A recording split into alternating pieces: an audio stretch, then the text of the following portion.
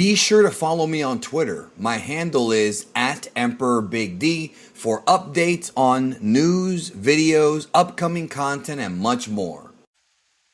The time has come. Dragon Ball Super Manga Chapter 84 sneak preview with the storyboards. We're going to look at Toyotaro's draft for the upcoming chapter, which comes out in 1 week's time officially on the Shonen Jump app, as well as on Viz and Manga Plus. It's all over the place. It's various ways to read it. I'll be covering all that here on the channel, and we're going to be discussing on this video the draft. So if you think that we're done with flashbacks, we are not. There's actually more to come, and we're going to get to that here. It says here, and of course, if you saw the review or even if you read the chapter or both, it says right here, back in Chapter 83, we finally learned what really happened during Bardock and Gas's duel 40 years ago. When the furious battle between the two reached critical mass, Bardock was able to push past his limits and defeat Gas with an incredible blast. Bardock emerged victorious and lived to fight another day. Now, the talk since then, and I've done several videos on this, is whether or not the wish that was made to the Cerulean Dragon is what triggered Bardock's power up so that he could eventually go home and send Goku to Earth, thereby saving his life before Planet Vegeta was destroyed by Frieza. So that's kind of been the thing. And of course, I've been talking about how because of that wish, if that wish was granted about Bardock or Goku and Raditz, thriving as people, becoming adults, it may have changed the entire trajectory of Dragon Ball, because that means that there's a possibility that Goku and Bardock were under a protective shielding from the dragon, or it has to do with karma.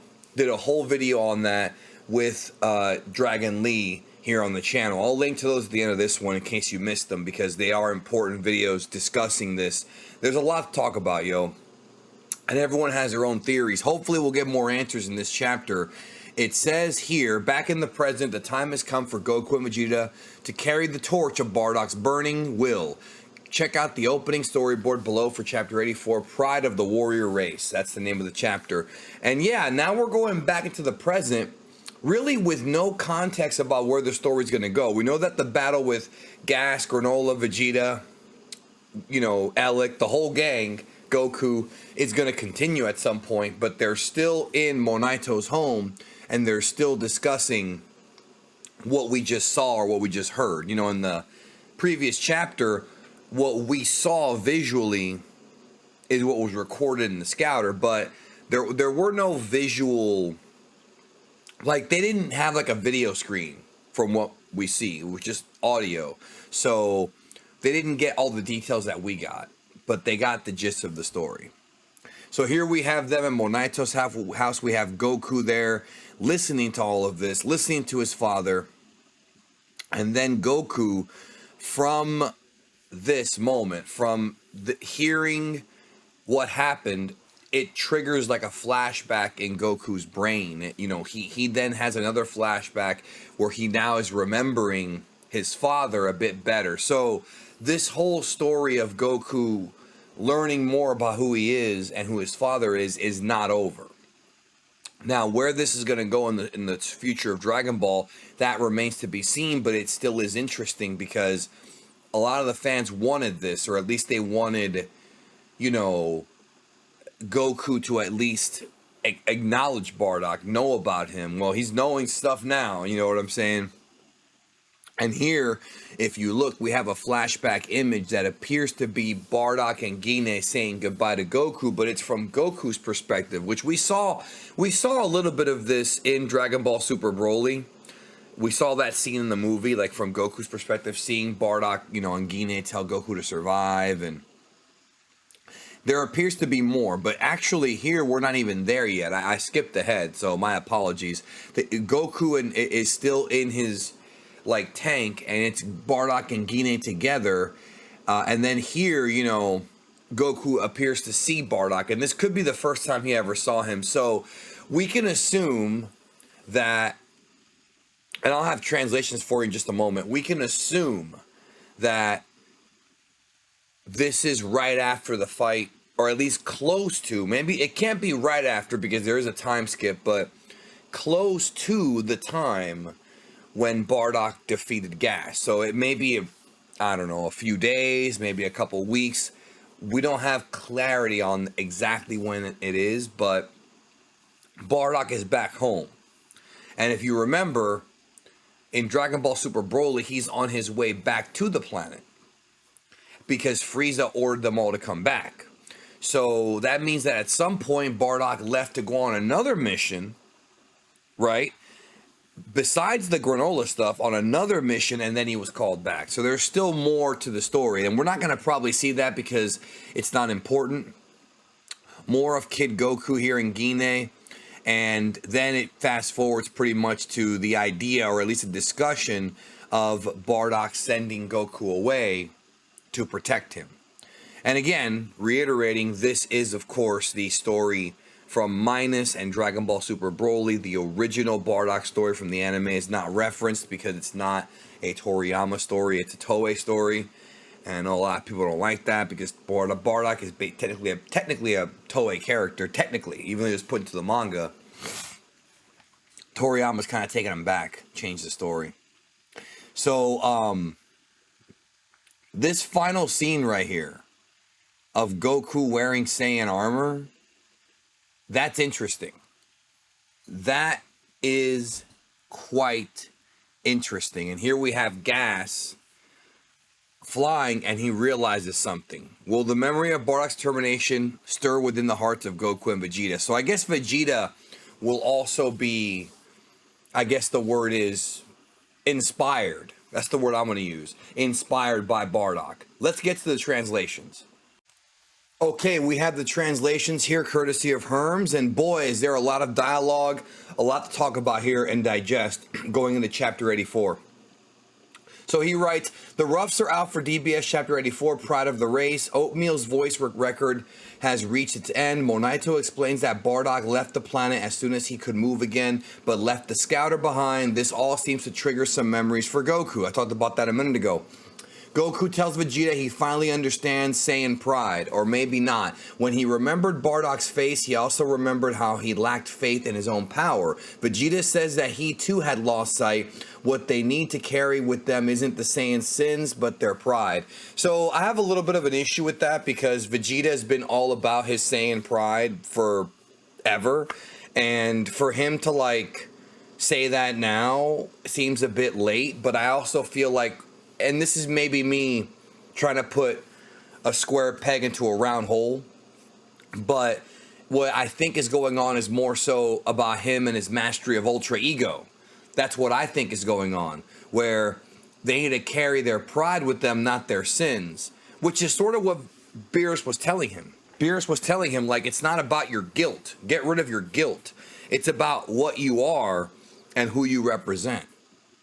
To be a destroyer god, you can't feel any guilt because your job is to destroy things. People are going to die. You cannot have that guilt inside of you because if you do, you'll never be able to pull the trigger. That's what Beerus was telling him. So maybe that's what he means by that, and I think that makes the most sense. It's not that Vegeta didn't have any pride because God knows that's all he had for a while. Moving on, Vegeta hates having Goku's dad be the one to remind him of this, though. Also, he doesn't think it's fair how Kid Goku and Raditz survived thanks to the Dragon Balls, but Goku says there's no use complaining to him about that. So that confirms what we talked about in the past month, that the Dragon's Wish did indeed happen, and it did protect Goku. That's a major issue. I'm sorry, guys. I'm sorry. I know some people like this. I know that it has some, like, there's some deeper meaning to it, but I think it's fucking stupid. I think it's freaking dumb. Because what they basically did was, because of that wish, the Cerulean Dragon literally, listen to me, literally created plot armor for Goku and Raditz. That's literal plot armor. Because of that wish, Bardock got a boost in power and was able to beat Gas, or at least beat him enough to escape, in order to go back to Planet Vegeta and send Goku off for him to survive, and maybe even send Raditz with Vegeta off screen. And that means that the dragon had to have manipulated everybody involved. He manipulated Frieza to kill Planet Vegeta to eventually, you know, take care of Raditz. Like, all these things happened because of this wish. Like, all the characters in the universe, all the events leading up to Goku and Raditz being an adult, including the first half of the Dragon Ball story, Goku being a kid in the entirety of Dragon Ball. To me, this takes away the drama from it. It honestly does. That means that Goku had plot shielding for the entirety of his childhood. That's the way I'm perceiving it. And I know there's other ways to look at it. And I know some people like this. And if you like it, that's fine. That's your opinion. My opinion, I think this is one of the worst retcons they've ever done. And this is why Dragon Ball needs to move forward and not backwards. This is why the series has to concentrate more on new stuff than keep going back to the old stuff, which is what they've done constantly as a nostalgia grab. And for me, and I've already talked about this, I'm not a fan of it. I understand it. Now it makes sense. Now it actually is confirmed in the chapter. It's not even a speculation anymore. And I like how when Goku says there's no use complaining to him about it, I almost feel like that's Toyotaro telling the audience, don't complain about this. That's literally how I feel by reading that. It's no use complaining about it. Well, it kind of does when it hurts the story, bro. I think it hurts the story. Some of y'all might disagree. I think it does. In other words, it seems Bardock's wish via Monaito did indeed go through. Vegeta thinks Goku's been spoiled on account of the wish, but Goku points out to Vegeta spoiled bra. Vegeta says he's totally different, though. So Vegeta straight up says you've been spoiled by the wish because you were able to live your whole childhood without worrying about getting killed until you turn to an adult, which is what happened. Goku and Raditz both died in the same fight against each other with Piccolo there. And Vegeta's like, well, you spoil your daughter. Like, that's kind of stupid. That's kind of dumb because Vegeta did not make a wish so that Bra would never be hurt. He never made that wish. Bardock literally created plot armor, y'all, in the literal sense. Monaito's touch to see Bardock's will has been passed on like this. A race's pride isn't for the sake of revenge, but rather about accepting one's true self. It's the same no matter what race. I mean, yeah, and that's what Whis was talking about. Like, do you know yourself? You know, Goku needs to learn who he is.